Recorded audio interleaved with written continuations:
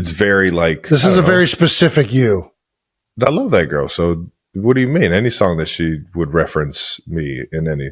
And Actually Romantic. I like Actually Romantic a lot. It's kind of almost like that's become like my, like, I wouldn't say new favorite, but like, yeah, that's the one I catch myself going to whenever I look at the list. I loved it. I really did. It's got that, like, that alternative rock, like, it feels 90s to me a little bit. Like if, yeah. I love that shit. And then, to me, when I was listening to it the first time, and I don't know if this was the intention by Taylor. And she makes talking shit sound so sweet. I thought that was a lot of fun. Wish list. The stamp of the week. We got a bunch of nominees, but I got to go with one that's near and dear to my heart. Tay, congratulations. You get my stamp of the week. You're giving Taylor the stamp? That's right, honey. You get it. Oh my gosh. She's it's pretty having stamp. Yeah, she's having a world record release of The Life of a Showgirl. Couldn't be more proud of her. Most vinyl copies sold in 1 week in the US with 1.2 million. And then on top of that, it sold 2.7 million copies in just 24 hours. The Fate of Ophelia was the most streamed song in a single day in Spotify history just on Friday. So stamp of the week goes to Tay. So proud of your girl. And yeah, who do you got, Jason? No. Muse to this whole thing happening, Travis. I'm just the lucky man that gets to be, the support system for Taylor while she drops one of the coolest albums that I've ever listened to. So that the world's seen. I don't know. I'm excited for her. I'm happy for her.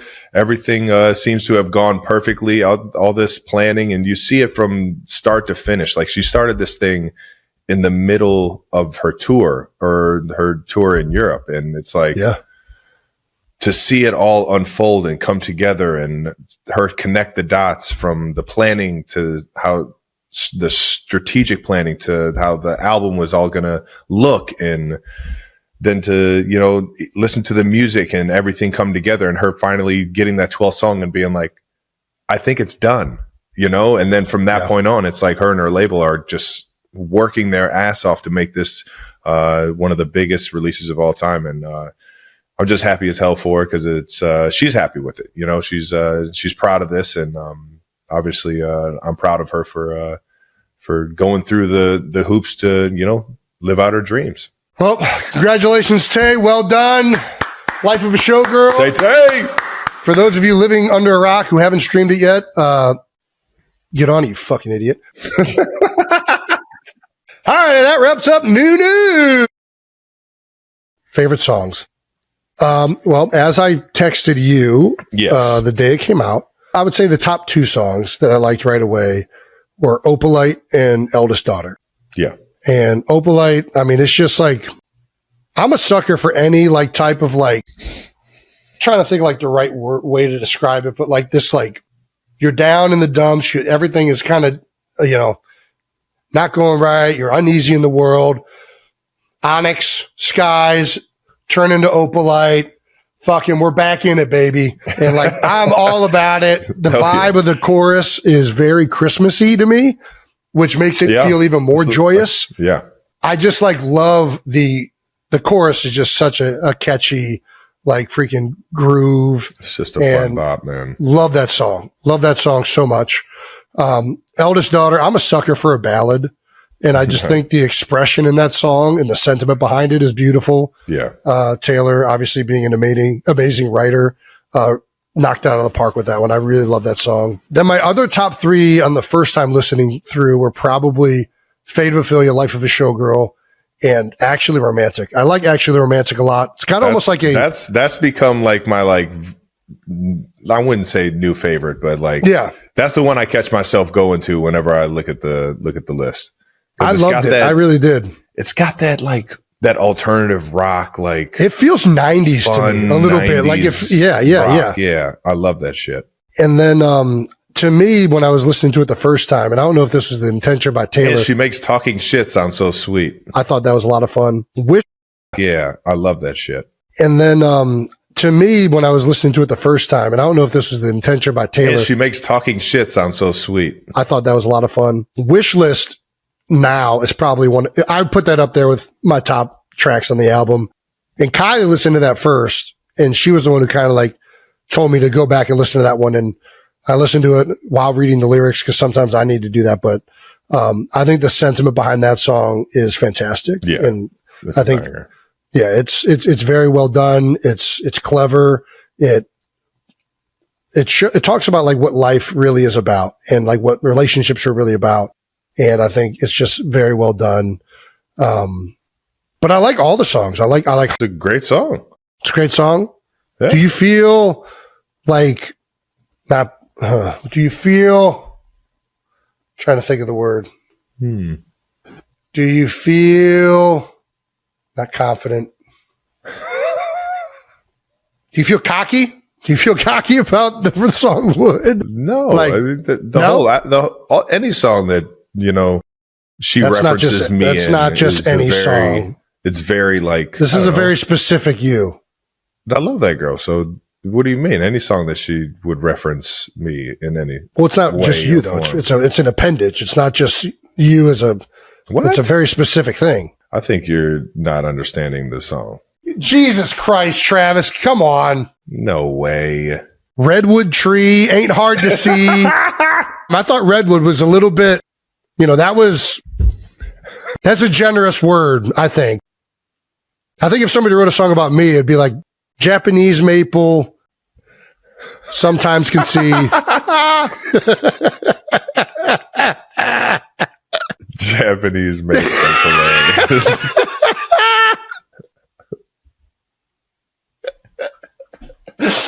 That song's great though. The freaking the beat to that song is fantastic, and that's right up my alley. So well done. I think it's a great song. What other ones really canceled? Travis Kelce is Taylor Swift's ultimate ride or die. The Kansas City Chiefs star tight end, 35, electrifying fans as he stands fiercely by his equally iconic fiancée, 35, in a moment that's shaking the global entertainment and celebrity romance universe. Just hours after the release of her record-breaking 12th studio album, The Life of a Showgirl, Travis unleashed a surge of pure admiration on the New Heights podcast on Tuesday, October 7th, setting the internet ablaze. "Let's just give it up for Taylor real quick," he declared to his brother Jason Kelce, his voice charged with pride. "She's done it again. She's put the world on tilt." Every reaction has become a cinematic explosion of energy. Every headline a magnet for millions, and Travis can't stop reliving the magic. Watching Taylor dominate global press tours, talk shows, and viral fan feeds with the grace of a legend. "She's looked amazing, sounded amazing, and this album is absolutely amazing," he said, sealing the moment with the kind of intensity that fuels viral trends.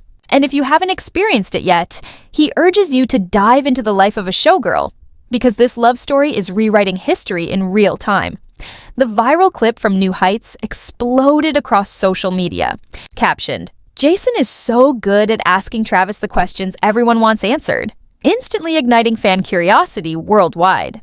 When Jason asked how Travis truly felt about Taylor Swift's newest anthem, the NFL legend leaned back, laughing, a single moment that sent the internet spiraling with speculation. But fans will have to wait until Wednesday, October 8th, to hear Travis reveal the truth behind that knowing smile. The Kansas City Chiefs star, who announced his engagement to Swift in their unforgettable joint Instagram post on August 26th, is connected to the life of a showgirl in ways deeper than anyone realized. Just weeks earlier, on August 12th, Travis stood beside Taylor as she unveiled her 12th studio masterpiece on New Heights with Jason Kelce, marking the moment the worlds of love, fame, and music collided in history-making perfection. The world stopped at exactly 12:12 a.m. when the life of a showgirl was teased in a jaw-dropping midnight clip, setting social media on fire before the full New Heights podcast even dropped. In the clip, Taylor Swift leans in with a spark in her eyes and asks Jason, "Can I show you something?" A line that instantly sent Swifties into meltdown mode. Jason, laser-focused and intrigued, replies, "Okay, what do we got?" "We got a briefcase," as Taylor unveils a mint green case embossed with her iconic TS. With a knowing smile, she confirms, "Yep." When Jason presses for answers, Taylor opens it like a cinematic reveal, her 12th studio album, The Life of a Showgirl TS12, shimmering with mystery. Travis joins in, his voice brimming with pride. The next day, fans finally saw the full episode where Taylor showcased the mint green and sparkly orange cover art and unveiled 12 brand new tracks defining her powerful showgirl era. After decoding every glittering Easter egg, Swifties are convinced Travis himself inspired more than a few songs. And when asked about it, Travis admitted he's already heard the entire album, but when pressed for his favorite track, his playful hesitation only fueled the internet's obsession. I'm going to go ahead and I'm poking the bear with all the Swifties, Travis Kelce joked during the episode, his voice charged with playful energy. I can't stop listening to this album. Sure, Taylor said it leans more into pop beats, but it's still so poetic. The melodies, the lyrics, the little details. She's in a league of her own. With a grin, he added, "It's just too much fun, man. I've been dancing through the house non-stop." When Jason pressed him to name his favorite track, Travis hesitated for a beat before confessing, "I think Opalite might be the one. Every time it plays, I catch myself lost in it." And before signing off, he left fans with one promise that set social media ablaze. The Life of a Showgirl isn't just an album. It's a heartbeat, and it's going to make you move. Taylor Swift just dropped new, heart-melting details about her engagement and that breathtaking ring, and the story behind it sounds straight out of a romantic movie. Appearing on The Tonight Show with Jimmy Fallon on Monday, October 6th, the Life of a Showgirl superstar, 35, revealed that her fiancé, NFL champion Travis Kelce, had secretly held onto the engagement ring for a long time before finally popping the question. When Fallon asked whether Kelce, 36, had poured effort into designing it, Taylor smiled and said softly, "He did, and he had it for a really long time before he gave it to me." She went on to explain how Travis customized every intricate detail, collaborating with an incredible jeweler to create a one-of-a-kind piece that captures their story. Fallon, visibly stunned, leaned in and said, "It's gorgeous. Even the sides are beautiful." "I know," Taylor admitted with a shy smile, her eyes lighting up as she spoke about the dazzling ring. "I look at it constantly. It doesn't even feel real to me." Taking a soft breath, she added, "But it's more than just a ring. He's my favorite person I've ever met.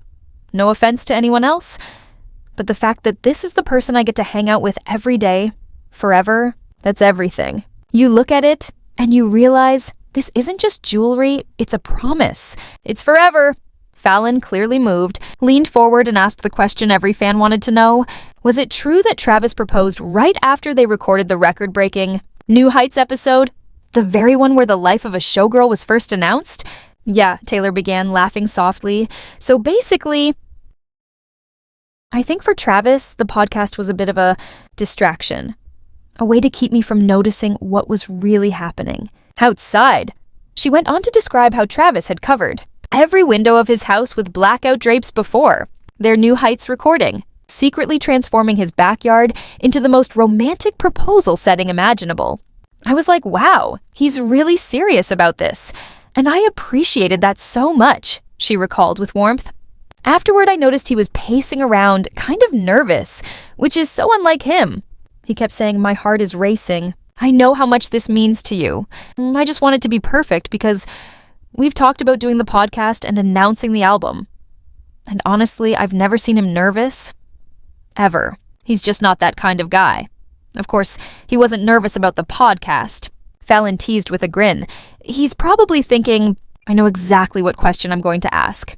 The big one," he added, leaping from his desk with excitement as the audience roared. Taylor laughed, recalling how Travis had gently asked if she wanted to take a walk around the backyard with a glass of wine, and she said, I'm always going to want to do that." What she didn't know was that behind every curtained window waited a dreamlike surprise. The moment she stepped outside, everything made sense. The blackout drapes, his nervous energy, the tremor in his voice, all leading to the most cinematic reveal of her life. "It was the best possible case scenario," she said, glowing with emotion. Fallon then lifted a photo of the breathtaking scene, flowers cascading in every direction, lights shimmering like stars. "Look at that," Taylor whispered, her voice soft but full of awe. That's what he was creating, a secret garden oasis just for us. Swift and Kelce officially announced their engagement on August 26th, just 13 days after the now iconic podcast episode aired, marking a fairy tale milestone in a love story that began in 2023. Staying on the topic of weddings, Taylor opened up on the show about attending her longtime friend Selena Gomez's breathtaking ceremony to music producer Benny Blanco. "I got to see her be the most elegant, stunning, and radiant bride. Truly a vision unlike anything I've ever witnessed." Taylor said of the September 27th celebration, her voice filled with admiration. She described the moment with pure awe, confessing she'd never seen such beauty and joy captured in a single day.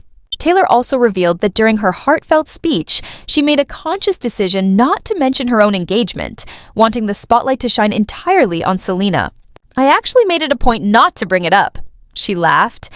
"No one wants someone to stand up at your wedding like, 'Hey, I know it's your big day,' while waving their ring." I was like, "Don't mention it," Taylor laughed, recalling how she deliberately kept the spotlight on her best friend during Selena Gomez's wedding. Instead, her speech turned into a nostalgic love letter to their friendship. "I did some light teasing about how we used to dress back in 2008, the year we met," she said with a smile. "I talked about those early days, how happy I am for her, and how beautiful it's been to be part of her journey. But I didn't make it about me." After a whirlwind of interviews promoting her chart-topping album The Life of a Showgirl, Taylor finally took a breather, enjoying a rare night off in New York City. Cameras caught her stepping out for dinner with close friend and comedian Jared Carmichael, a serene moment that reminded fans that even global icons need time to laugh, breathe, and just be. The 35-year-old global pop sensation turned heads as she stepped into the 86 Steakhouse, effortlessly commanding attention in a flawless plaid miniskirt that blended sophistication with playful charm. Taylor paired the look with a sleek black sweater that hugged her trim frame, radiating understated elegance. The Eras Tour icon, standing at 5'10", accentuated her signature long legs with tall tan leather boots that exuded autumn glamour.